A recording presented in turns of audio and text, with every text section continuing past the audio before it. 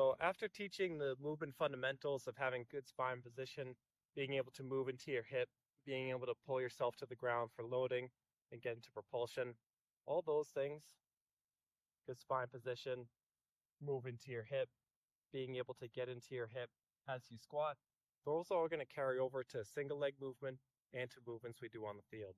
And so for the single leg movement, we have to understand is that this front leg is really our load bearing leg. So we have about 90% on this leg here. And so we're in a good spine position. We're already hinged back just from the position that we're in here, but we just have to get into that hip, pull yourself to the ground.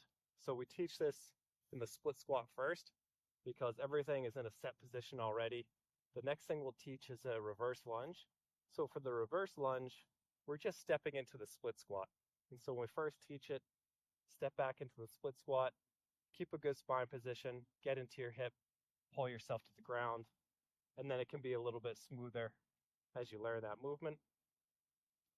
And then the last thing we'll teach is the forward lunge, which is what a lot of athletes start with naturally at the weight room. So as we go into the forward lunge, a lot of times momentum will carry us forward and we're not able to get back into our hip. So we're carried forward right here. This really becomes, 90% knee, maybe 10% hip. Not that you should never do this movement, and if you're going to do this movement, the fact that your ankle comes off the ground has to happen. But what we like to teach is to get the hips involved as well. So as we step forward, we're just stepping into the split squat. So we step forward, hip still goes back, and we drive down. And so your arm movement can be really important too, especially on the field, because that's going to help keep you aligned. So the arm movement of, if you let everything kind of go naturally here, it'll rotate here, but your counter move is going to help keep you in good alignment. And so for an athlete on the field, as they go to step into this forward lunge, it's going to happen all the time.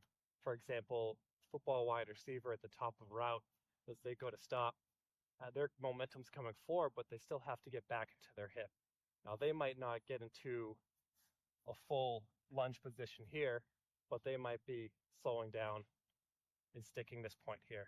And arms are in good position, spine's in a good position, into the hip, and we're in almost like a quarter forward lunge position. This is good power position for any sport, but you'll especially see this at the top of a route where we're here. Now we're able to cut in any direction that we need to.